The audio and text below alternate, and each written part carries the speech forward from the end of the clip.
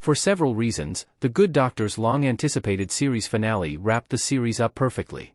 The Freddie Highmore-led series changed the television landscape for autistic characters by depicting autism differently. The Good Doctor was confirmed as ending after Season 7, leading to speculation about how it would wrap up. The Good Doctor Season 7 trailer promised heartbreaking final episodes, and the series made good on that promise.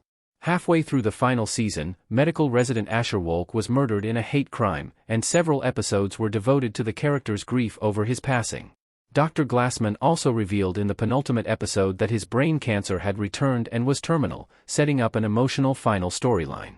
Ending The Good Doctor with this heavy storyline was risky, as it could have led to a depressing series finale that left those fans who stuck with the series to the end with a negative final impression, as a segment of the fanbase feels happened with House, which was created and produced by the same people. However, The Good Doctor handled this and other storylines sensitively in preparation for an inspiring and upbeat ending. Here is a list of 7 reasons that The Good Doctor's emotional finale wrapped the show up perfectly. Sean's grief on The Good Doctor was handled beautifully. Sean went through all the stages of grief as Glassman prepared to say goodbye. The Good Doctor learned from the mistake it made during Frontline, which depicted the beginning of the COVID pandemic in such realistic and graphic detail that a segment of the fanbase was too uncomfortable to watch the entire episode. Cancer stories are even harder to depict sensitively because the end stages of the disease are horribly painful. However, The Good Doctor did not include any on-screen depictions of Glassman's final days. Instead, the series wisely focused on Sean's difficulties in accepting Glassman's terminal prognosis.